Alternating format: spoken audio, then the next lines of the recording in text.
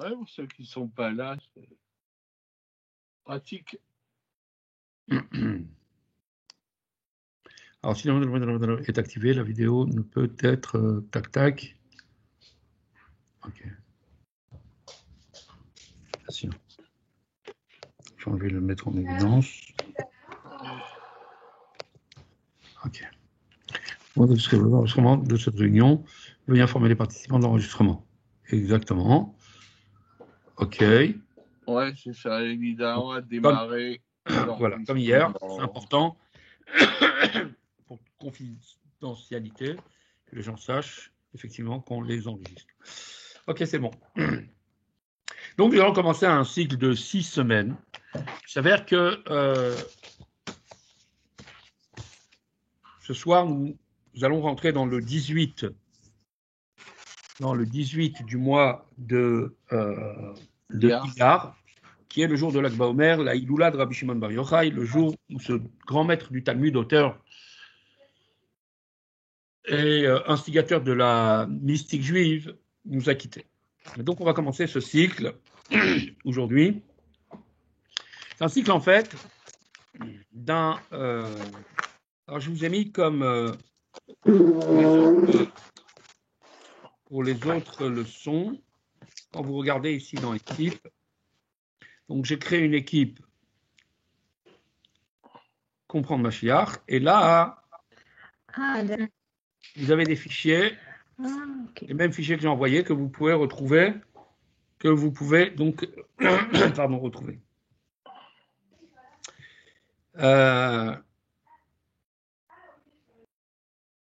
Il s'avère qu'il y a 30 ans, mais c'était non pas le 18 Iyar, mais le 15 Iyar, il y a eu un événement assez intéressant et assez rocambolesque, qui vient, en fait, c'est toute une suite. En 91, on a vécu une année très particulière, puisque c'était l'année de tous les chamboulements, c'était l'année de la guerre du Golfe, c'était à la suite de la chute du mur et du bloc de l'Union soviétique, du bloc communiste. Et c'était vraiment une période que l'on a considérée comme étant une énorme période de miracle. On sait ce qui s'est passé pendant la guerre du Golfe en Eretz Israël. Et à ce moment-là, donc, le Rabbi avait mis énormément l'accent sur comment nos actions elles peuvent faire venir le Mashiach. Mais il s'avère que le 28 Nissan, à l'issue de la prière de Mincha, le Rabbi a pris la parole de la prière de Harvit. Le Rabbi a pris la parole et dans une première partie de son intervention, il a parlé de comment ce jour-là était un jour merveilleux, avec toutes sortes de qualités. On était encore dans le mois de Nissan, en étant le jour Kafret, c'est le jour qui veut dire la puissance, la force, Koach. Énormément de détails. Et puis à la fin, comme une bombe qui nous est tombée sur la tête, le Rabbi dit voilà, après tout ce qu'on a essayé de produire pour faire venir le Mashiach, je ne sais pas ce qui reste à faire. Moi, de mon côté, j'ai fait tout ce qu'il y avait à faire. Maintenant, je mets les choses entre vos mains. À partir de ce soir même, énormément de gens se sont dit non, il faut innover, il faut faire quelque chose d'autre. Et les gens ont commencé à avoir toutes sortes d'idées et de projets qu'ils ont partagé avec le secrétariat du Rabbi en disant voilà, suite à votre discours, on a pensé telle ou telle chose. Et le Rabbi a dit à son secrétariat, je pense que les gens, en fait, ils m'ont pas compris. Ils n'ont pas compris où je voulais en venir. Les choses sont beaucoup plus simples que ça. Au lieu de chercher des scénarios invraisemblables et des actions invraisemblables, en fait, il y a des choses qui sont beaucoup plus simples à mener. Et le 6 Iyar, le Rabbi a dit qu'il aurait été bon pour se préparer à la venue de Mashiach, tout simplement, d'étudier les textes qui sont en rapport avec la venue de Mashiach. Déjà pour savoir de quoi les choses ont l'air. Je fais une parenthèse. Il y a une histoire où on a demandé à Rabbi Shimon Zalman un jour, mais pourquoi Mashiach il tarde tellement de venir? Et Rabbi Shimon Zalman il a répondu, en fait c'est très simple, parce que le Mashiach que les gens réclament, Dieu il n'a pas envie de l'envoyer. Et celui que Dieu a envie d'envoyer, hein, c'est pas celui que les gens réclament. C'est-à-dire qu'en fait, chacun il a une idée sur l'époque messianique, ça veut dire ouais, c'est le jour où en fin de compte on va se la couler douce, c'est le jour où on n'aura pas de problème avec nos voisins, c'est le jour où on n'aura pas de facture à payer, ou je sais pas, chacun il se fait un autre film. Est-ce que c'est ça vraiment l'époque messianique? Non, c'est pas ça. Bon. Donc les gens ont pris pour quelque chose qu'en fin de compte c'est pas ce que Dieu, c'est pas ça la définition. Alors faut-il encore en connaître la définition et savoir quelle est la fonction, quel est le rôle de Mashiach, etc. Et c'est ce qu'on va essayer de voir pendant ces prochaines semaines. Et ce qui est intéressant, c'est justement, donc le Rabbi, le Shabbat 6 Iyar, le Rabbi a dit, en fait, les choses sont si simples. Il faut tout simplement se pencher sur les textes. Alors bien sûr, il y a des textes dans la Torah, on va le voir, il y a des textes dans les prophètes, on va le voir aussi. Mais il y a surtout la halakha sur la question. La halakha sur la question, la loi juive elle-même, c'est pas seulement quelque chose qui est utopique, il y a des lois pour ça. Et les lois, c'est Maïmonide qui a écrit, qui s'est penché sur ces lois.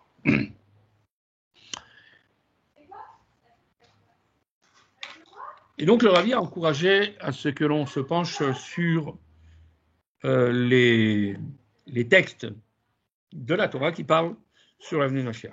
Et voilà que, en Israël, en écoutant cela, ils ont décidé de faire sortir un feuillet.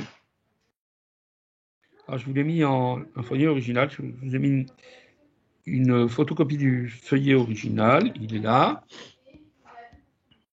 Voilà. Ils ont fait sortir un booklet, pas un feuillet, vraiment quelque chose une petite brochure, qu'ils ont appelé Dvar Malchut, les 10 royales.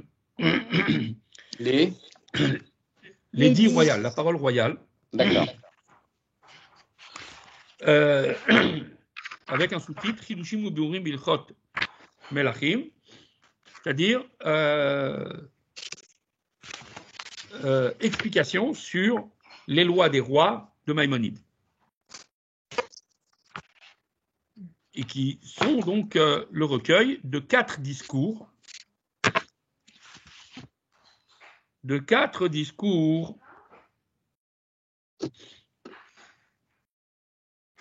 Rabbi sur les derniers chapitres de Maïmonide.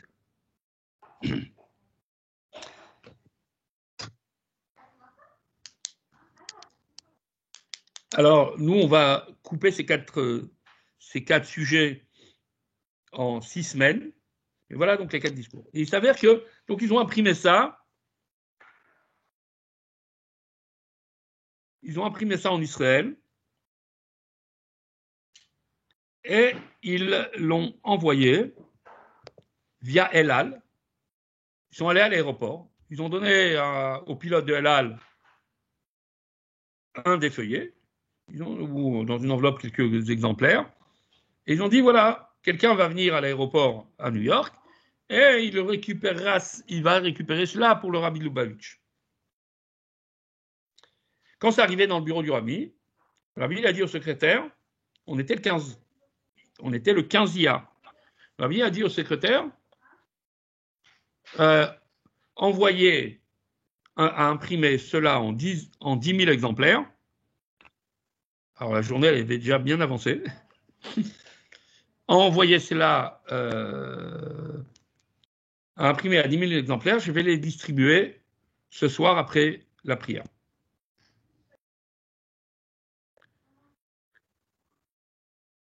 Alors c'était déjà l'idée, elle était invraisemblable. On n'est pas à l'époque où tu envoies un fichier numérique à un imprimeur. Il fallait donc aller, donc on est en 91, il fallait aller dans le Queens, dans New Jersey, chez cet imprimeur-là qui avait l'habitude de travailler pour nous. Et donc 45 minutes de route. Après, il fallait donc faire les offsets, et puis après, il fallait imprimer, etc. Et 10 000 exemplaires, et les ramener avant Arvit. Truc invraisemblable. Au moment où le Rabbi a commencé Arvit, la prière, la prière de Harvit, les cartons, ils n'étaient pas encore arrivés de New Jersey. Et après la prière de Harvit, le rabbi apparaît un petit peu, et puis après, là, les cartons sont arrivés, le rabbi est descendu de sa place, et le rabbi a distribué ce soir-là, pendant des heures, debout, à hommes, femmes et enfants, 6500 exemplaires. Après, le reste, pour faire les 10 000, il a donné... et le soir même, des gens se sont assis et se sont mis à étudier. Donc, on s'est dit, en fait, que, tiens, 30 ans après, c'est peut-être le moment, puisque le Mashiach n'est toujours pas arrivé. C'est peut-être qu'on n'a pas tous compris encore ce qui en était. Et donc, on s'est dit, tiens, on va lancer, surtout que c'est intéressant, qu'il nous reste 6 semaines du 15 Iyar au 3 Tammuz, qui est le jour de la disparition physique du rabbi. Du 15 Iyar au 3 Tammuz, il reste 6 semaines. Et ce jour-là, ça sera cette année, comme par hasard, parce qu'en fait, je crois que je l'ai expliqué hier, comme par hasard, en fait, tous les ans, tous les jours, nous étudions 3 chapitres de Maïmonide. Et pour finir, tout Maïmonide en un petit peu moins qu'un an. Et donc, la date de début de l'étude et la date de la fin de l'étude, chaque année, elle est en décalage. Et il s'avère que cette année, pour le 40e cycle, depuis qu'on a étudié Maïmonide quotidiennement, c'est le 40e cycle cette année, le 40e cycle, on va y arriver le jour même du 3 Tammuz. C'est intéressant. Alors Maïmonide, précisément, la fin de son étude, c'est les chapitres qu'on va étudier. Ce sont les chapitres qu'on va étudier. La fin de son étude, alors Maïmonide écrit un livre de loi. J'ai préparé ici un écran sur lequel on voit un livre, il y a un site qui s'appelle Sefaria qui regroupe, c'est comme son nom l'indique, Sefaria, ça veut dire une bibliothèque. Et donc, il suffit de chercher le livre qu'on veut. Pour l'instant, il n'y a pas encore tout, mais les fondamentaux sont là. Si on a donc Maïmonide. Mishneh Torah, les livres de loi. Le livre de loi est fait de 14 livres. Le dernier livre s'appelle Shoftim, le livre des juges, dans lequel il y a les lois du Sanhédrin, les lois des témoignages, les lois des renégats, les lois du deuil et les lois des rois et de leurs guerres, et des guerres qu'ils doivent mener. Ce livre-là, sur les lois des rois, en fait, a 12 chapitres. Ce que nous allons voir aujourd'hui, c'est le chapitre 11, qu'on peut retrouver d'ailleurs sur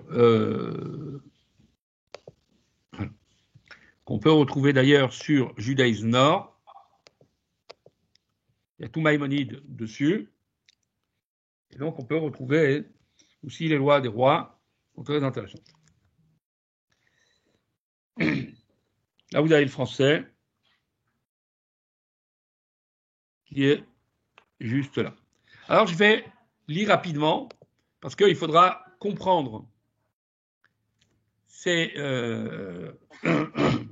il faudra au moins connaître ces choses-là pour essayer de comprendre les subtilités que le rabbi va analyser sur ce texte. On dit comme ça. Donc, voici ce que dit Maïmonide. Hamelech HaMashiach, le roi Mashiach, donc déjà il le définit comme un roi, Atid La'amod ou L'Achzir Malchut Bet David Leyoshna, la Memshala Rishana. Le roi Mashiach, qui viendra dans l'avenir, se tiendra en tant que roi et aura pour fonction de restaurer le royaume de David à son origine, à son état originel, les Memshala Rishona, comme c'était en premier pouvoir, le premier pouvoir d'Israël. Ou Boné Amikdash. Et puis, il aura pour fonction de construire le sanctuaire, Kabetz Nitre Israël, il aura pour fonction de rassembler les exilés du peuple d'Israël. Alors à ce moment-là, Chosrin Kol HaMishpatim Beyamav, Shehayu Mikodem. Et ainsi, reviendront toutes les lois en temps de Mashiach comme c'était auparavant. Parce que vous devez savoir, regardez dans les documents que je vous ai envoyés, il y a un document qui s'appelle Vision sur Mashiach, qui est très bien fait en français, qui explique un petit peu les points de ce que nous allons apprendre, une sorte de résumé. Et vous savez que lorsqu'on est en exil, alors on n'est pas à même de faire les 613 commandements. Les 613 commandements, on ne peut les faire que lorsque tout Israël est sur la terre d'Israël. Et il faut qu'il y ait un temple. Et donc, pour pouvoir faire les 613 commandements, il faut déjà restaurer le statut du peuple d'Israël tel qu'il était avant la destruction, et encore mieux à l'époque du roi David. Pour l'instant, aujourd'hui, de nos jours, en fait, sur les 613 commandements, il n'y a que 270 commandements sur 613 qui sont applicables, pas plus. Et donc, lorsque Mashiach viendra, il restaurera cette situation. Et donc, à ce moment-là, Makrivim Korbanot, on offrira à nouveau, puisqu'on aura un temple, des sacrifices. Osim Shmitim Veyovlot, on fera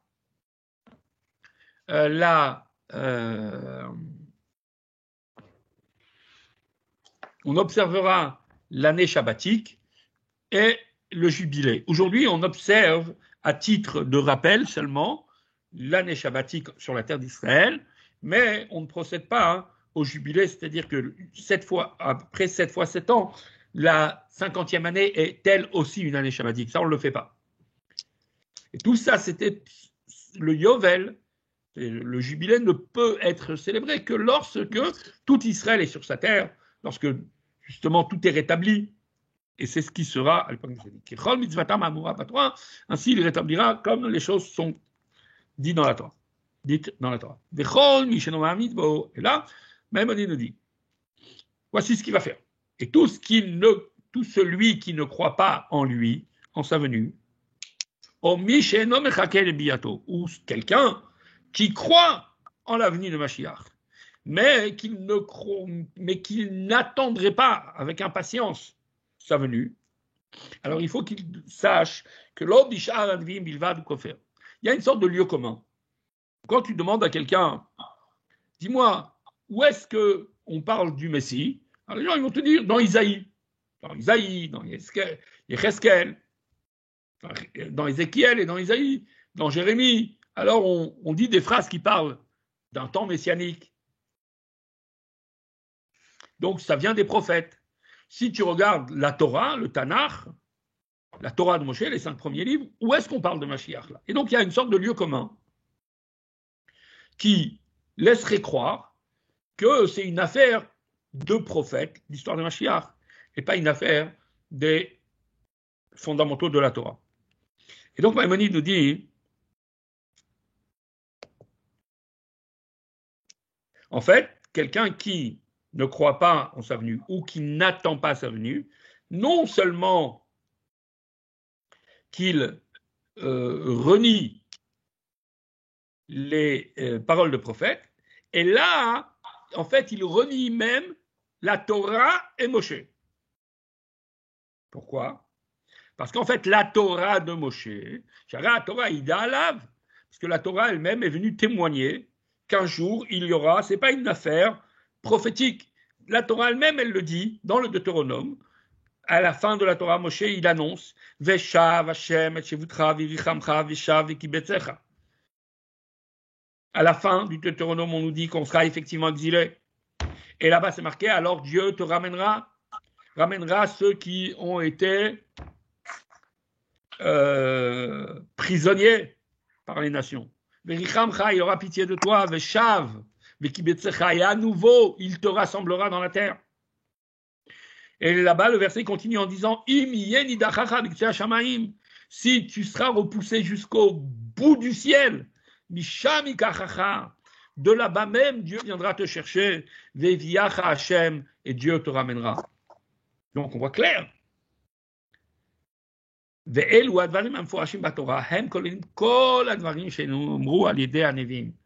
voit clair que c'est une annonce de la Torah avant même d'être une annonce des prophètes.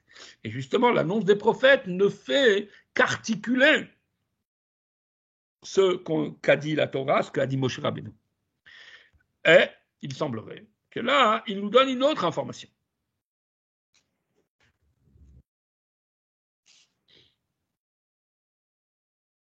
Il nous dit, tu sais, c'est pas seulement dans le Deutéronome. Il y a en fait une autre source dans laquelle on voit, de la Torah de Moshe, dans laquelle on voit qu'on parle de Mashiach. Ah bon? Où ça? Ve'av beparashat Bil'am. Et là, il nous sort donc un passage qui ne peut pas être étonnant, puisque c'est en fait la prophétie de Bil'am, prophète des nations, qui a été payé pour maudire le peuple d'Israël, et qui, voilà, il va les bénir, et plus encore, il dit, voici ce qui se passera, Ba'acharit Hayamim, à la fin des temps. Vesham niba bishne hameshichim. Et là, Maïmonide nous dit, c'est un sujet qu'on va analyser par la suite, et voici que Bil'am a prophétisé sur les deux Mashiach. Il y a en fait dans le peuple d'Israël deux Mashiach. Mais il faut savoir que le mot Mashiach en vérité ça veut dire celui qui est oint, celui qui a reçu l'huile d'onction. Et ça va justement susciter une interrogation tout à l'heure. Il dit ben Mashiach Harishon, chez David, Shoshia et Israël Miatzarem. Bil'am a déjà vu que nous aurons un Mashiach qui sera le premier Mashiach, le roi David, qui a libéré Israël de ses oppresseurs. Ou Mashiach Acharon, Sheomed Mibanav, et Bil'am a aussi prophétisé au sujet du dernier Mashiach, qui est celui qui descendra de David, des enfants de David, qui est dans la lignée de David, Shemoshia et Israël Bacharona, qui viendra libérer Israël en dernier, ça veut dire à la dernière époque. Alors, voici que Maïmonide, là, s'amuse à interpréter les versets de Bil'am. Et les versets de Bil'am, il faut savoir qu'ils ont une forme poétique. Il dit, Enu velo ata, ashurenu velo karov, tarach kochav Yaakov, vekam shevet b'Yisrael. Umachat fatim Moav, vayach et Moav vayemadedem bachevel. C'est-à-dire qu'en fait, on peut constater que, sous forme poétique, cadencée en deux temps, Bil'am s'exprime.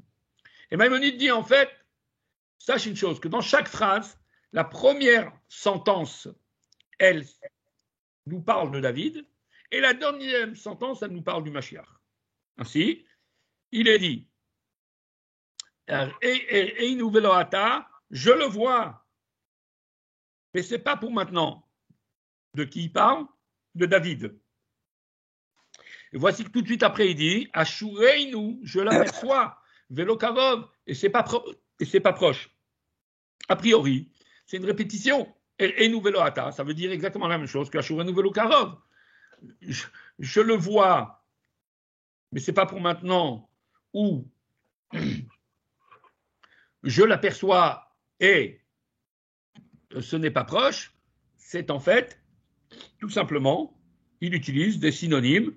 A priori, quelqu'un qui ne voudrait pas se fatiguer, il va dire tout simplement, Bil'am, il est dans une formule poétique et prophétique. Et non, Maïmonide il dit non. Chaque partie de la phrase qui semble, ou à chaque fois tu as l'impression que la deuxième partie ne fait que répéter ce qui est dit dans la première partie. En fait, c'est tout simplement parce qu'on fait en parallèle. La première partie parle de David, je le vois et c'est pas pour maintenant, je l'aperçois et c'est pas proche, ça parle de Mashiach. Puis, il est dit, Davar Kochav Yaakov, ça c'est un truc qu'on nous a piqué, chez les voisins d'en face, Davar Kochav Yaakov viendra et jaillira une étoile depuis le peuple de Jacob. Qui est cette étoile? C'est le roi David. Vekam Shevet Israël. Et ainsi, il y aura un sceptre dans le peuple d'Israël, c'est le roi Mashiach. Machatz Paté Moav, il écrasera Moav, c'est David. Vayach et Moav dedem bachevel, il frappera Moav et il, pardon. Et d'ailleurs, il est dit au sujet de David dans le texte de Samuel qu'il a effectivement soumis Moav à son pouvoir. Après, le verset dit Vikarka kol beneshet, et il dominera toute l'humanité. Qui c'est? Melech HaMashiach, comme il est marqué dans Zacharie, ou Moshlo Miya Madiam, il dominera tous les continents. Après, le verset nous dit dans Bilham, Vaya Edom Yeresha, et il rendra Edom déserte. Edom, c'est Rome, c'est le pouvoir qui descend de Esav. Alors, effectivement, David s'est battu contre Amalek, et donc, qui était un descendant de Esav, qui était un descendant de Edom. Alors ça, c'est David. Chez Nehemar, comme il est marqué encore dans Samuel, Matéi, Edom, les David, la Avadim, que Edom sont soumis comme des serviteurs à David. Vaya Yeresha. Le verset redit encore la même chose, et là, on parle de qui? On parle de Mashiach, sur lequel il marquait Ve'alu Moshim Be'atzion, dans Obadiah, il est marqué Ve'alu Moshim Be'atzion, Ishpot et Aresa, viendra le temps où les libérateurs viendront depuis la montagne de Sion pour juger Esav. Donc pour lui, Bilham est là pour nous annoncer deux Messies. Et puis, comme ça ne suffit pas, il emmène une autre preuve. On aura l'occasion d'en discuter aussi de cette autre preuve, dans laquelle il dit Ve'av be'are miklat ou omer, sache qu'il y a encore une preuve sur la venue de Mashiach. Parce qu'il existe une mitzvah dans la Torah qui s'appelle les villes de refuge. Les villes de refuge, il y en avait 6 en tout. 3 qui étaient dans la terre d'Israël et 3 qui étaient en Transjordanie, où des tribus comme celle de Réhouven et de Ménaché habitaient. Réhouven et Gad, habitaient. Et là-bas, il y avait aussi 3 autres villes de refuge, ce qui fait 6. Mais le verset dit, et viendra le jour où Dieu étendra la terre d'Israël, et on rajoutera encore 3 villes, et tu rajouteras, Dieu il dit à Moshe, et tu rajouteras encore 3 villes de refuge. Alors, Av Miklat ou Omer, voici qu'il est marqué, le jour où Dieu étendra ton territoire, et tu rajouteras encore 3 villes. Et Maïmonide nous dit, intéressant, à travers toute l'histoire du peuple juif, cela ne s'est jamais produit. Donc, si tu crois en la Torah, c'est que ça va se produire. Quand Moshe reviendra à l'époque messianique et installera les 3 autres villes de refuge. Mais Olam lo yad davar zeh. Et là, Tziva Kadosh Baruch Hu. Le vélo Tziva Kadosh Baruch Hu l'éto. Jamais cela ne s'est produit et Dieu n'ordonne pas pour rien. Il n'annonce pas des choses dans la Torah qui n'auront pas lieu. Aval b'divrei hanavim. Et donc, c'est sûr et certain que Moshe reviendra. Et Maïmonide, de dire encore une fois, et sache une chose, je t'ai emmené quelques preuves dans la Torah, mais sache que dans les prophètes, tout à l'heure j'ai dit Jérémie, Zacharie, Isaïe, Ézéchiel, en vérité on a vu Obadiah, il dit Bedivrei Advim dans les paroles des prophètes, quand tu regardes après la Torah, alors tu n'as pas besoin d'emmener de preuves. Tous les livres des prophètes ne font qu'annoncer cette chose-là. Très intéressant ce que va dire maintenant Maïmonide. ואל יעלה על דעתך שהמלך המשיח צריך לעשות אותות ומופתים מחדש דברים שבעולם ומחי מתים וכיוצא בדברים אלה. אין הדבר כך. Que ne te vienne pas à l'esprit que le roi Mashiach, il a besoin de faire des miracles, des signes, inventer de nouvelles choses, faire la résurrection, ou des choses de ce type, pour prouver qu'il est Mashiach. En adavar ken. La tribu, alors c'est totalement, Maïmonide, il vient faire le ménage là. Il faut savoir une chose, que ces deux chapitres-là, la brioute. La brioute, oui. Alors il faut savoir une chose, que ces deux chapitres, comme tous les livres, vous savez que tous les livres passaient sous la censure. Tous les livres qu'on imprimait passaient sous la censure des nations. Dans les éditions les plus diffusées de Maïmonide, il y a beaucoup de choses de ces deux chapitres, de ces deux derniers chapitres, qui ne sont pas. Pourquoi ? Parce que comme il parle de Messie, de messianisme, alors c'était des chapitres qui ont été censurés par l'Église, qui n'ont pas voulu que des choses soient diffusées. Il s'avère qu'il y a des éditions ou des manuscrits que Rabbi d'ailleurs rapporte dans le texte que je vous ai envoyé, sur lequel on va se baser. Et aujourd'hui, donc, on imprime, puisqu'il n'y a plus personne qui va nous empêcher d'imprimer ce qu'on veut. Donc, on imprime l'édition telle qu'elle est à l'origine. Voilà, c'est clair que Maïmonide, il attaque clairement la vision qu'ont les nations. Hein, quand vous parlez avec un chrétien, qu'est-ce qu'il va te dire ? Ouais, c'est normal, le Messie, voilà ce qu'il a fait. Il a multiplié des pains, il a multiplié du vin, il est venu, il y avait l'autre, il était aveugle, l'autre, il était malade, et l'autre, il lui a dit, marche, lève-toi et marche. Il m'a dit, c'est marqué nulle part que Mashiach, c'est ça qu'il doit faire. Alors attention, ça ne veut pas dire que Mashiach, il ne peut pas faire des miracles. Mais ça veut dire tout simplement que ce n'est pas par cela que tu vas savoir que lui, c'est Mashiach, parce que ce n'est pas sa fonction. Pas en faisant le miracle. La preuve, alors Maïmonide, il donne une preuve très intéressante. Il dit, après la destruction du temple, il y avait Rabbi Akiva, qui était un fervent partisan d'un homme que de nombreux juifs, la majorité des juifs, pensaient qu'il avait le caractère d'être le Mashiach, le sauveur du peuple d'Israël. On était en 132, le fameux Bar Kokhba, qui a tenu tête aux Romains, qui a chassé les Romains, qui a réussi à faire que pendant certaines années, Jérusalem est redevenue la capitale d'Israël, alors que les Romains étaient très puissants. C'est parce qu'en fin de compte, il y avait énormément de tribulations, et il a été tué.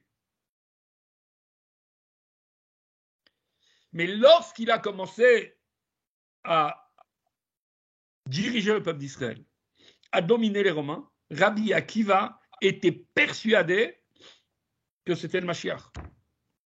Au point où il était devenu son écuyer. Il portait ses armes. Il marchait derrière lui, il portait ses armes. Et Maïmonide dit, tu vois bien qu'à aucun moment, Rabbi Akiva, il a dit à Bar Kokhba, vas-y, prouve que t'es Mashiach, fais un miracle. Pourquoi ? Parce que tout simplement, on n'a pas besoin à ce que Mashiach fasse des miracles. Pour être Mashiach, Et donc, Mashiach, c'est autre chose.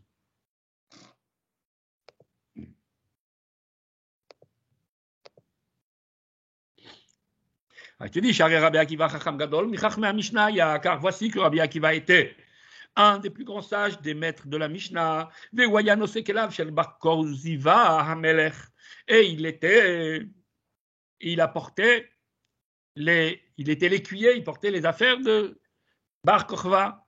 Alors ici, il dit Bar Koziva, parce que au début, tout le monde l'appelait Bar Kochva, ça veut dire le fils de l'étoile, c'était sa puissance.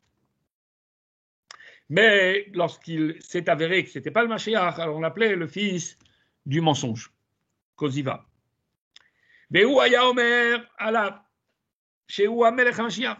Et Rabbi Akiva pressentait que cet homme-là, il avait les caractères d'être le Mashiach.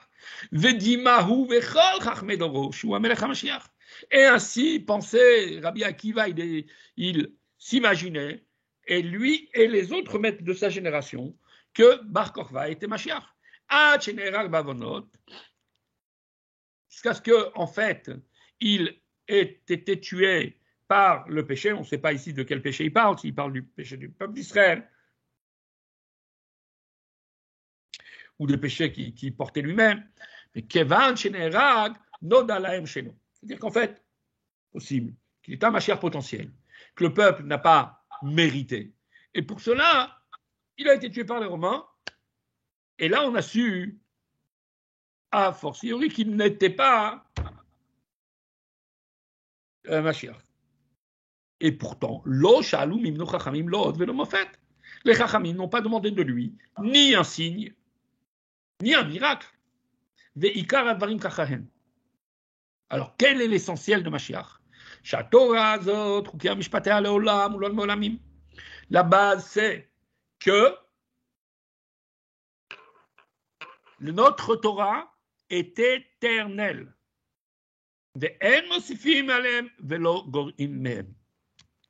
Et on n'y rajoute rien et on n'enlève rien.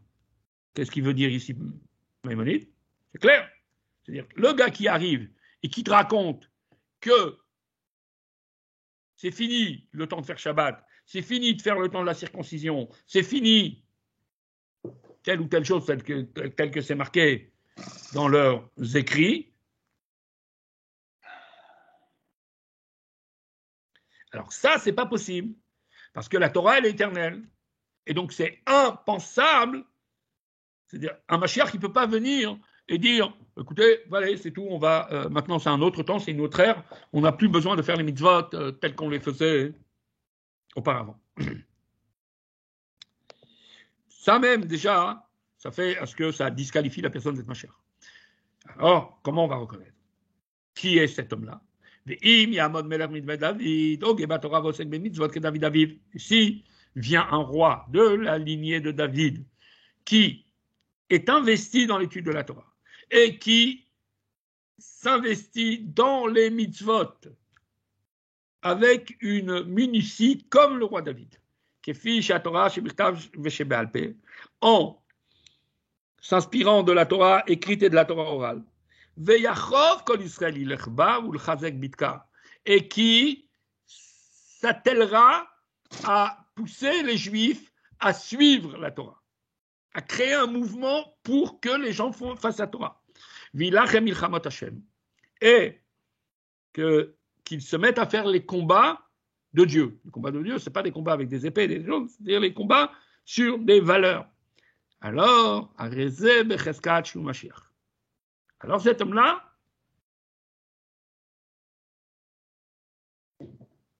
nous avons la présomption qu'il est Mashiach. Et s'il a réussi, Uvana Migdash Bimkomo, il a construit le temple, mais Kibet Itre Israël, et il a rassemblé le peuple d'Israël. Alors, Zé Mashiach Vadaï, c'est sûr que c'est le Mashiach, et sa fonction sera de préparer le monde à servir Dieu, Beyachad, ensemble, Shenemar, Kiaz, Efoch, Elamim, Safa Broura, Dikro, Kulam, Beshem Hashem, Ulov'o, Shrem, Echad.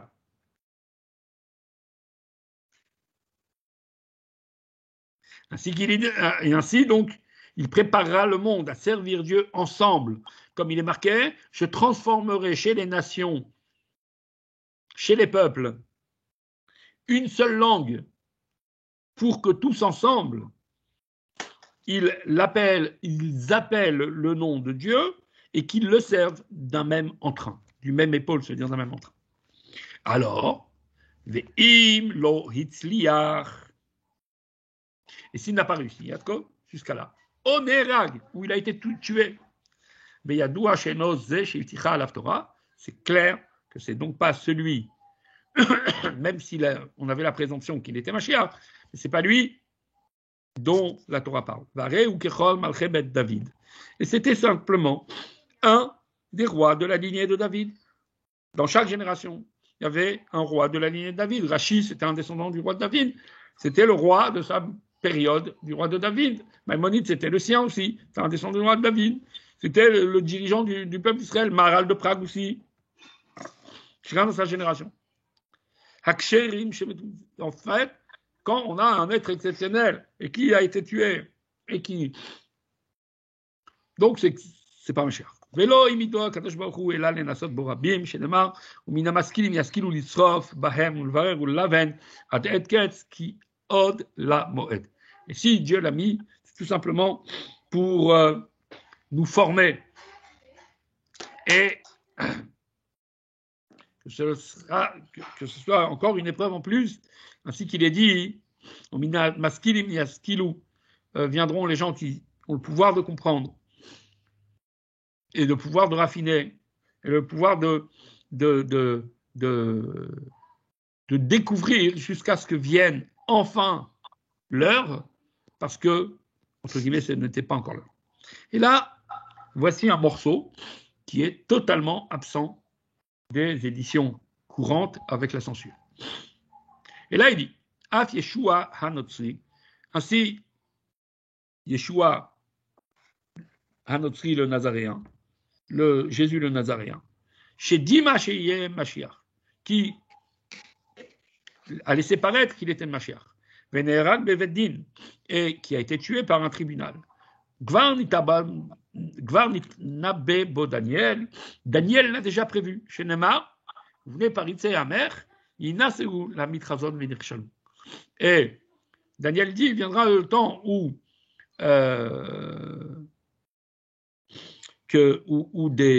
des fils de princes vont élever quelqu'un, mais ils se seront trompés. Et il dit, est-ce qu'il y a justement une erreur plus grande que cela? Chez Kol Hanivim Dibru chez Mashiach, Goël Israël ou Moshiach, ou Kabet Itrem, ou Kabet Mizatam, des Egaram, la bête d'Israël Bacherev, ou le Fazer, Chérit, ou l'Ashpilam. Quand les gens ils viennent, ils demandent un argument, ils te disent ouais, pourquoi tu crois que c'est pas Mashiach? Ben, c'est très simple, parce que cet homme-là, Mashiach, lui, il est là, il a été annoncé pour libérer le peuple d'Israël, pour arranger leur statut.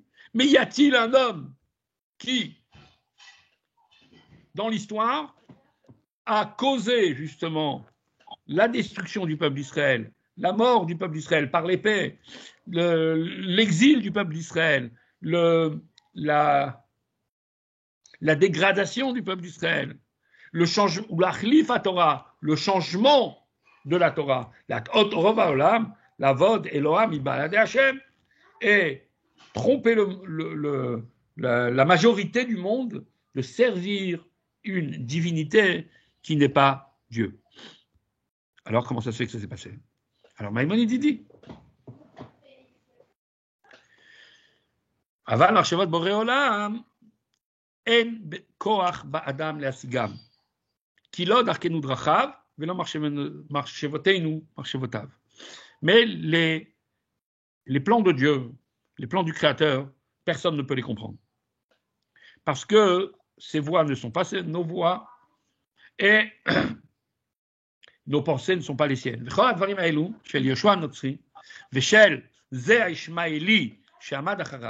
Et toutes les histoires qui tournent autour du Nazaréen et de l'Ismaélien qui est venu après lui, en s'annonçant aussi comme étant prophète. Enam, Ela, Liacher de la Melech HaMashiach. Ça, c'est une bombe atomique que Maïmonide dit ici. La raison pour laquelle Dieu a laissé diffuser la pensée chrétienne et la pensée musulmane, c'est tout simplement pour préparer le monde au temps messianique. Parce que tous les païens qui étaient sur Terre, ils n'avaient aucun concept, aucune idée, aucun espoir. Ils n'avaient pas, tout ça, ça ne faisait pas partie de leur lexique. Alors d'abord, Dieu il a envoyé quelque chose qui est à leur niveau, quelque chose qui est complètement tordu, mais au moins qui va les attirer vers l'espoir messianique. Et lorsque ça va emplir le monde, que ces deux religions vont emplir le monde, et que, alors là, le monde, il sera prêt à recevoir, à s'approprier, à recevoir la vérité. C'est un scénario que Dieu il a prévu, un programme que Dieu il a prévu, à un moment où le peuple d'Israël n'avait pas le pouvoir de s'exprimer, puisqu'il était soumis.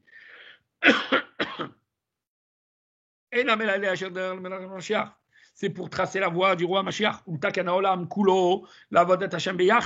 C'est pour préparer le monde entier à servir Dieu ensemble. Cette idée, comme on a dit, où Dieu transformera la voix des peuples pour appeler tous ensemble. Alors, comment ça va se produire? Pourquoi, entre guillemets, c'est quelque chose qui est positif? Puisque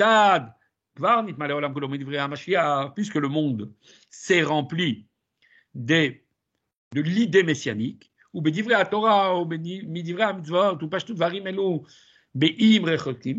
et tout cela s'inspire et fait connaître au monde qu'il y a une Bible, qu'il y a des mitzvot. Oh, ils ne le font pas, mais ils savent que ça existe. Et que cela s'est diffusé jusqu'aux îles les plus lointaines, ou Be'amim Rabim Haralev, et chez de nombreux peuples qui sont encore bouchés du cœur. Grâce à cela, grâce à ces fausses religions, ils vont justement parler de quoi? De mitzvot, de Torah. Elou amri mitzvot, elou emet ayou. Ugvar batlu bizmanazé, velo ayou noagot ledorot. Seulement, qu'est-ce qu'ils disent? Ils disent, ah, ces mitzvot, avant, elles étaient vraies. Mais Dieu, après, il a changé la vie. Elles ne sont pas pour toutes les générations. Velou amri, mais il y en a d'autres qui disent, dvarim nistarot yeshbahem, venam kipshutam, ou kvar ba mashiach, vegila nistereem. Et il y a d'autres qui disent, c'est les chrétiens qui disent ça. En fait, non, il ne faut pas les prendre au sens littéral. Notre Messie est déjà venu et il nous a expliqué que c'est des paraboles. Il dit et lorsque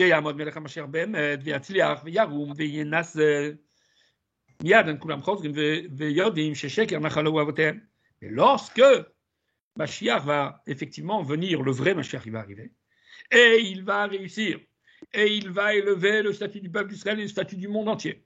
Alors tous vont revenir sur leurs idées et ils vont savoir et prendre conscience que leurs ancêtres leur ont fait hériter des mensonges, et que leurs pères et leurs prophètes les ont trompés. Donc vous trouverez cela. Ça, c'est donc le chapitre 11. On va rapidement commencer donc notre sujet. Alors c'est vrai, ça c'est une introduction, je me suis dit, c'est impossible de comprendre le reste si on ne va pas faire ça. On va essayer d'aller un peu vite. Et la semaine prochaine, ce sera beaucoup plus court, puisqu'en fait, on n'aura que le sujet à terminer. Oui, c'est ici. J'ai préparé là. Donc, là, ce que vous avez vu, c'est le 11e chapitre. C'est le 11e chapitre. C'est le 11e chapitre des lois des rois et de Mashiach, écrit par Maïmonide. L'avant-dernier chapitre du livre de Maïmonide. Alors ici, vous avez, regardez bien, ici dans ce feuillet-là, qui est à votre disposition, vous avez exactement le texte en français tout ce qu'on va apprendre là se trouve exactement ici en français. Et donc vous pouvez revoir le cours après. Et en hébreu.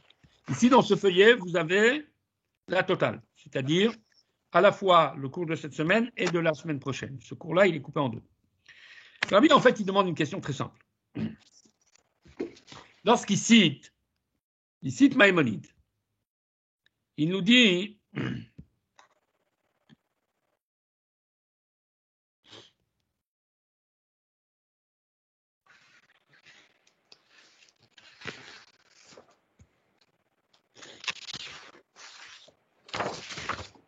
Maïmonide qui a dit, donc on a vu tout à l'heure dans le chapitre, il a dit que tout celui qui ne croit pas en la venue de Mashiach, ou celui qui ne l'attend pas, alors non seulement qu'il ne croit pas au prophète, et comme je l'avais dit, c'est un lieu commun, mais en fait, il ne croit pas en la Torah de Moshe elle-même. Puisque dans la Torah, dans la paracha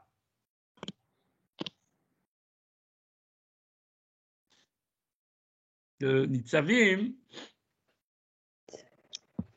Moshe Rabbeinu dit « Ainsi viendra le temps où Dieu fera revenir tes prisonniers, il te rassemblera, etc. » Et puis après, il nous rapporte encore plus une autre preuve en disant « Voici, Bilam lui-même l'a prophétisé, mais Bilam, il a prophétisé de Mashiach. »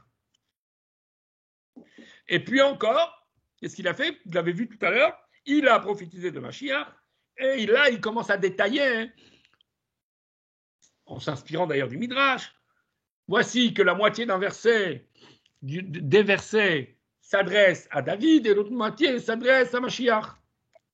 Et il fait ça sur tous les versets. Alors Rabbi demande une question simple. Mais, on ne comprend pas. Ici, c'est de l'histoire qui nous fait. Quelle est la loi que l'on peut tirer? C'est un livre de loi, c'est un livre d'histoire. Maïmonide, ici, il énonce la loi.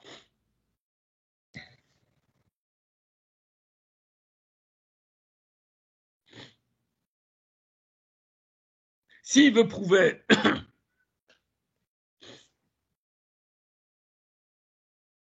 tout simplement au niveau législatif,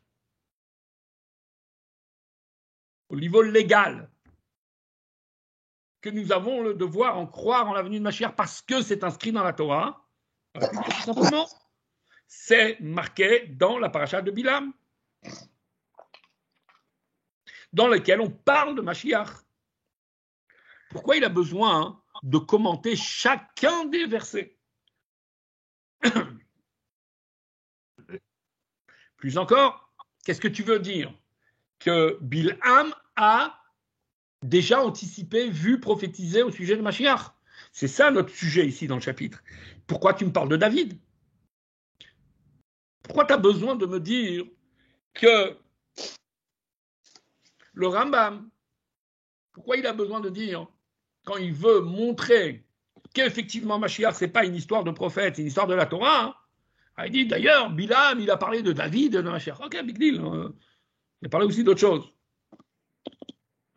Pourquoi tu as besoin de nous dire qu'il parle aussi de David? Et pourquoi tu as besoin de commenter chacun des versets et de dire ça c'est David, ça c'est Mashiach, ça c'est David, ça c'est Mashiach? Pourquoi? Quel rapport avec notre sujet ici? Ici, on parle que de Mashiach.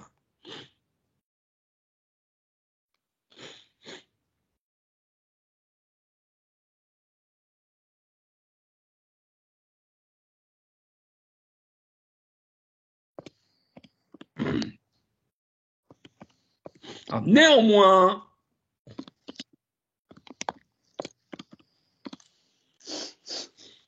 le point lui-même de dire que il a besoin, Maïmonide, il a besoin, vous savez, en général, quand on rapporte deux preuves,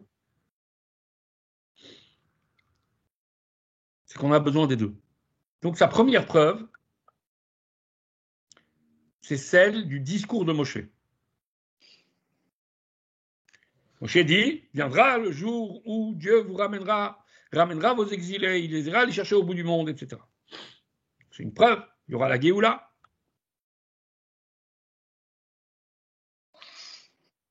Et après, il emmène une deuxième preuve, il emmène la prophétie de Bilam. Ça, on peut comprendre. Pourquoi? Parce que de la première preuve, des premiers versets, ceux qui parlent dans le discours de Moshe, qu'est-ce qu'il dit Moshe? Moshe ne dit pas qu'un Messie va arriver, va libérer le peuple juif. Il dit Dieu vous libérera. Ça veut dire qu'il y aura une période, une ère messianique. Il y a beaucoup de gens qui pensent qu'il n'y aura pas un Messie, qu'il y aura une ère messianique, une ère exceptionnelle. Et donc, effectivement, quand tu lis le verset de Moshe, tu veux dire Dieu s'arrangera pour rassembler tout le peuple juif sur sa terre, et il ira les chercher au bout du monde, etc. Mais où tu vois dans les mots de Moshe qu'il s'agit d'un homme qui s'appelle Mashiach et qui va venir, qui va les libérer. C'est pour ça que j'ai besoin de Bilam. Parce que dans la prophétie de Bilam, il parle vraiment d'un personnage qui viendrait et qui ferait telle et telle et telle et telle action. La question qui reste, donc je comprends pourquoi j'ai besoin d'emmener Bilam, parce qu'au moins ça m'explique que Mashiach c'est pas une ère, que Mashiach c'est aussi une personne, c'est un roi. Maintenant la question elle est, pourquoi j'ai besoin de rentrer dans tous les détails? Dis-moi simplement que Bilam a prophétisé au sujet de Mashiach, sans avoir besoin de rentrer dans les détails, plus encore de dire et de cadencer tous les propos, comme si que Maïmonide c'était un commentateur de versets de la Torah. Ici, il n'est pas en train de rapporter un midrash. Maïmonide, il fait un livre de loi. Dans un livre de loi, on ne t'explique pas des versets. Quand Maïmonide, il explique dans les lois de Shabbat, il ne faut pas allumer, éteindre un truc, attiser une flamme, etc., il te dit, il n'a pas besoin d'expliquer des versets. Il donne la jurisprudence et basta. Donc ici, non seulement il apporte tous les versets, en plus de cela, il les découpe et il les attribue en partie à David et en partie à Mashiach.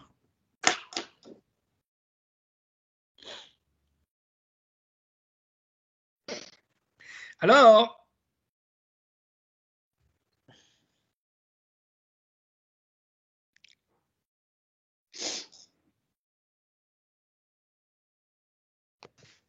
ça aussi, on peut peut-être expliquer. Dans la globalité, on peut expliquer. Il y a certains commentateurs qui disent c'est très simple. Lorsque Maïmonide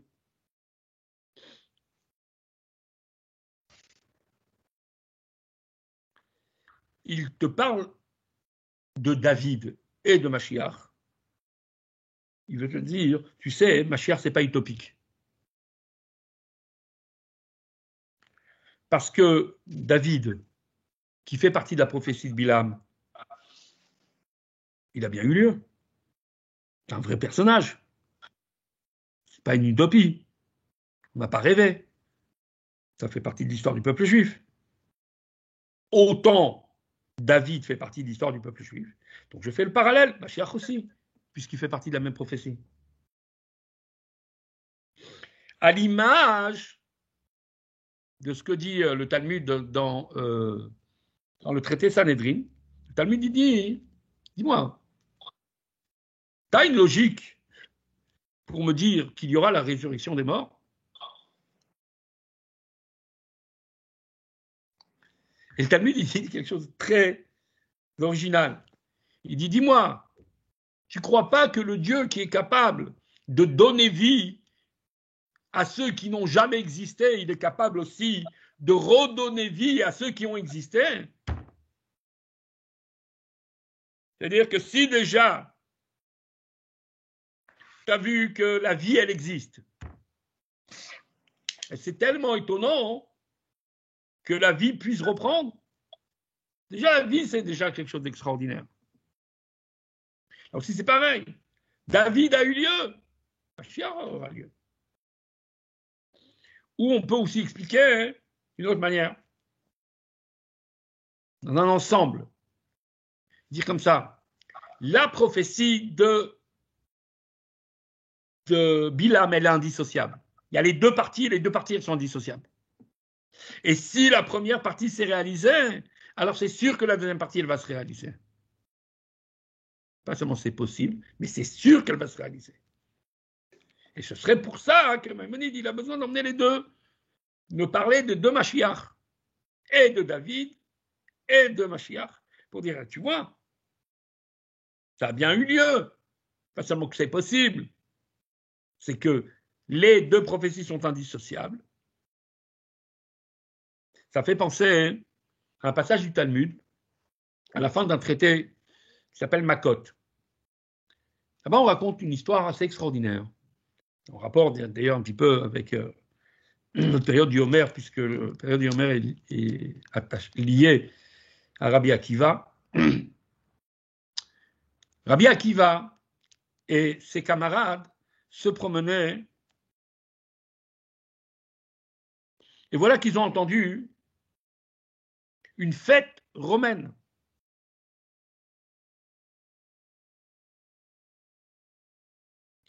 Et là, les camarades se sont mis à pleurer. Et Rabbi Akiva s'est mis à sourire.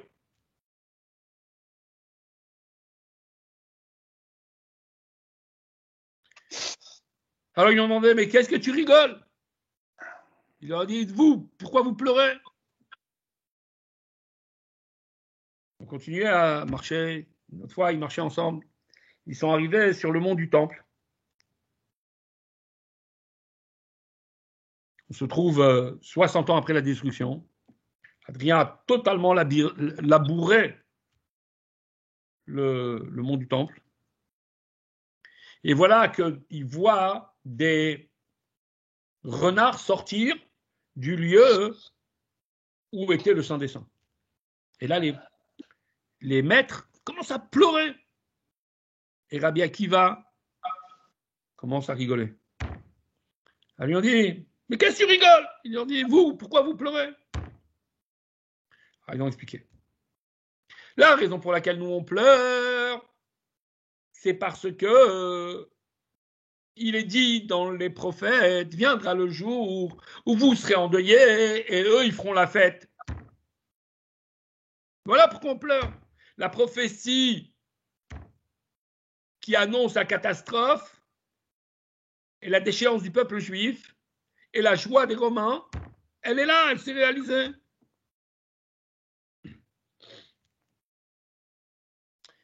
Et pourquoi on pleure? Parce qu'il y a une phrase dans Echa, dans le livre des Lamentations, qui dit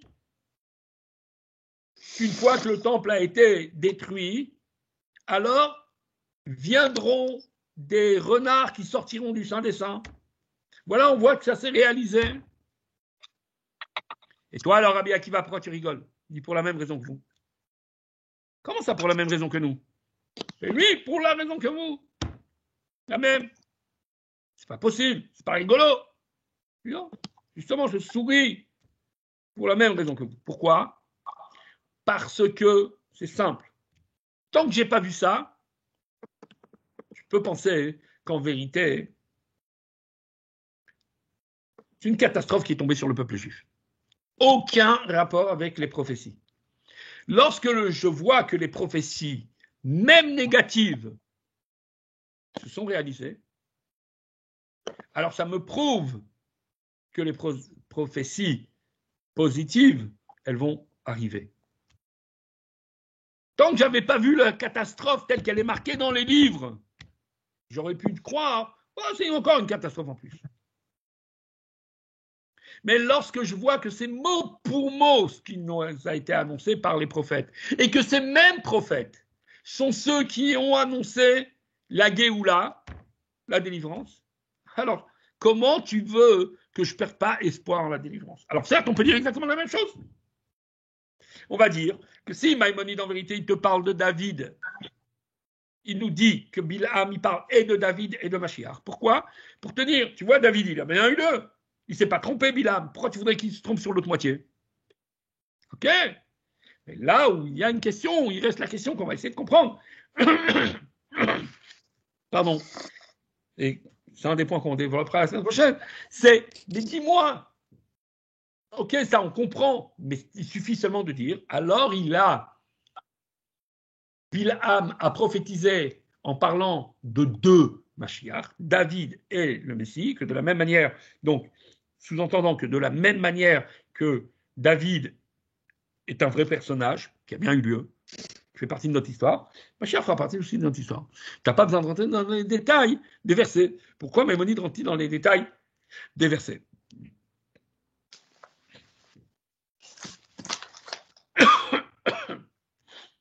De la même manière, on peut se demander une question. Qu'est-ce que vient faire ici la preuve des villes de refuge? Pourquoi on ne peut pas se suffire du reste? Qu'est-ce qu'elle vient apporter en plus, cette preuve des villes de refuge?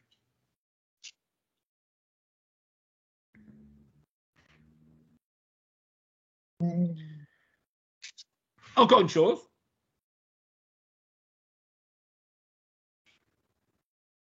Dit qu'il a prophétisé de deux Mashiach. Dit qu'il a prophétisé en parlant de deux Mashiach. Deux personnes qui sont loin. Pourquoi David? Pourquoi obliger que ça soit David? Shaoul aussi, il est témoin. Tout roi d'Israël a été témoin.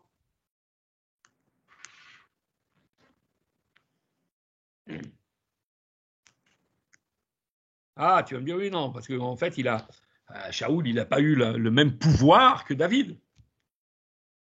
Shaoul, il n'a pas vraiment libéré le peuple d'Israël. Ok, hein. Tu veux parler d'un libérateur? Parle de Moshe. Est-ce qu'il n'y a pas plus grand que Moshe en libérateur du peuple juif? Moshe et après Mashiach. Et Moshe, il a justement toutes sortes de caractères que Mashiach doit avoir dans sa prophétie. Lorsqu'on parle de Mashiach, on dit, ouais, il ressemble, il est prophète autant que Moshe, si ce n'est plus. Voici donc toutes sortes de questions que vous pourrez relire d'ailleurs dans le texte en français qui est accompagné. Alors, pour pouvoir comprendre cela,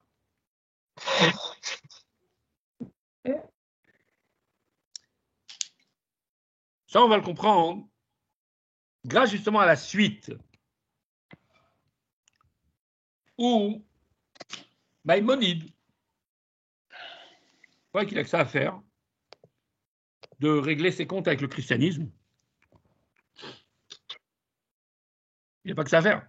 Pourquoi il s'est mis à faire tout un truc en disant « ouais, il n'a pas besoin de faire de miracle ». En vérité, ce qu'il y a à retenir de ce qu'il dit là-bas, il n'a pas à faire de miracle. Mais en fait, la Torah, elle ne bouge pas. C'est en vérité toute la raison pour laquelle tu écris l'histoire de Rabbi Akiva, de Bar Korva, etc. C'est pour dire qu'il n'a pas besoin de faire de miracle. Qu'est-ce que tu as besoin de rajouter? Et la Torah, elle ne bouge pas.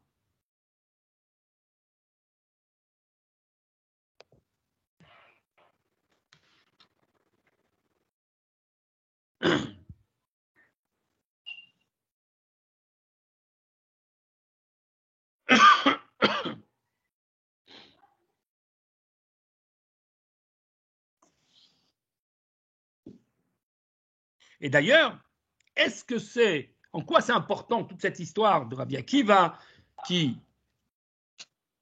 a cru en Bar Korva et qui ne lui a pas demandé, c'est la preuve qu'on n'a pas besoin de demander un miracle, mais ça on le sait déjà, on n'a pas besoin d'attendre les lois de Mashiach pour ça. Pourquoi on n'a pas besoin d'attendre les lois de Mashiach pour ça? Parce que déjà dans les lois de la prophétie, tout au début de son œuvre, Maïmonide dit, quand un prophète il arrive, pour le tester, tu n'as pas besoin de lui demander, allez, fais-moi un miracle, ça n'a rien à voir avec la prophétie. La seule chose qu'on lui demande, c'est de t'annoncer quelque chose qui va effectivement avoir lieu. Mais de faire des tours de magie, ce n'est pas le truc d'un prophète juif. T'es chauffé, j'arrive. Il y a les bougies, il y a tout ça. J'arrive.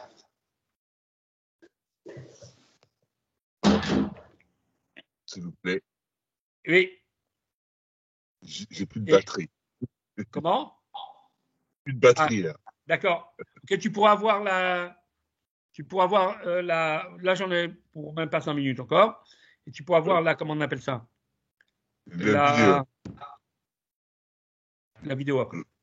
vidéo. Ok. Alors, en vérité, on va expliquer ça comme ça. On va expliquer ça de cette manière. Par une autre problématique. Dis-moi, et ça va nous mettre la puce à l'oreille. Et c'est comme ça qu'on va tout comprendre. La semaine prochaine, on va voir tous les morceaux, chaque phrase de Maïmonide, on va la décortiquer, et elle va être dans cet esprit-là. C'est incroyable. Mais c'est simple.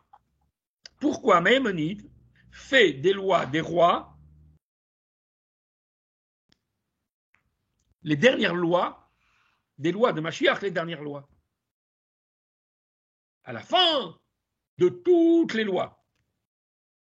Les lois de la prière, d'abord les lois de la foi, et les lois de la prière, et les lois des fêtes, et les lois de la pureté, de l'impureté, les lois des dommages et intérêts, tout à la fin le truc, les lois des rois et du Mashiach. Pourquoi t'as laissé ça à la fin? Ah, tu veux me dire qu'en fait, non, il a laissé à la fin, parce qu'entre guillemets, c'est ce qui se passera à la fin des temps. Parce que c'est pas de maintenant, c'est ce qui va arriver à la fin. C'est pour ça, non? C'est logique. Non, il y a plein de lois. Hein. Vous savez que le Shulchan Aruch, aussi important soit-il, il ne donne pas toutes les lois de la Torah. Le seul livre qui a rapporté toutes les lois de la Torah, le seul, qui a rapporté toutes les lois de la Torah, bien sûr à part le Talmud, mais une œuvre de loi. Talmud, c'est des discussions, c'est pas des lois tranchées. Mais une œuvre où il y a les lois tranchées sur toutes les mitzvot de la Torah, il n'y en a qu'une seule. C'est Maïmonide. Le Shulchan Aruch, regardez le Shulchan Aruch Rabbi Yosef Karo, regardez le Shulchan Aruch, le Kitzur de Rabbi Shlomo Ganzfried, vous n'allez pas voir dans le Shulchan Aruch, par exemple, des lois des sacrifices. Pourquoi? Parce que ce n'est pas pour nos jours. Plus encore, vous n'avez même pas trouvé les lois sur le Maaser. Parce que les Juifs, ils n'étaient pas, au moment où ça a été écrit par Rabbi Yosef Karo, etc., les gens, ils n'étaient pas sur la terre d'Israël. Alors, ils n'avaient pas besoin de faire le Maaser, la Trouma, les prélèvements. Toutes ces lois-là sur la terre d'Israël, ils ne les ont pas écrites. Le seul qui a écrit tout, même des lois qui aujourd'hui ne sont pas du tout relatives, tout simplement parce qu'il écrit la loi. Donc, il nommait aucun sujet de la loi. Le seul, c'est Maïmonide. Et il n'a pas attendu la fin de son livre pour réserver 2 livres au temple et au sacrifice. C'est en plein milieu de son œuvre.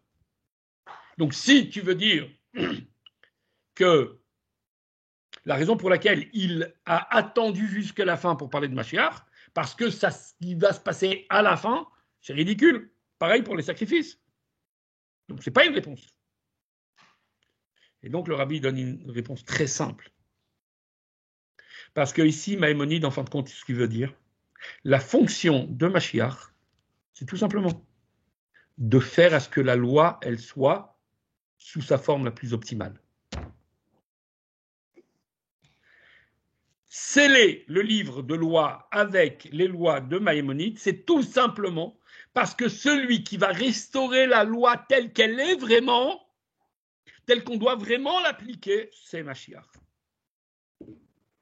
Et il n'y a que ça qui préoccupe en fait Maïmonide dans le personnage de Mashiach. Est-ce que c'est quelqu'un qui sera capable de restaurer la loi, de donner au peuple d'Israël le moyen de faire toutes les mitzvot?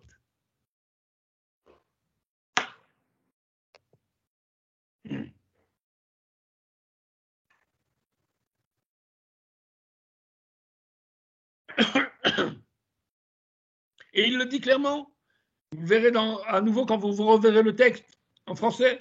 Le roi Mashiach est là pour restaurer le royaume de David et construire le temple, rassembler le peuple d'Israël, pardon, et rétablir les lois telles qu'elles étaient auparavant. Faire les corbanotes, pouvoir faire la Shemitah, pouvoir faire le Yovel. Ici, il ne vient pas nous raconter une histoire, il vient nous dire le Mashiach auquel tu dois croire, ce n'est pas un faiseur de miracles. Le Mashiach auquel un juif doit croire, c'est quelqu'un qui va rétablir. Et c'est la raison pour laquelle, en fait, il est tellement important. Pardon ?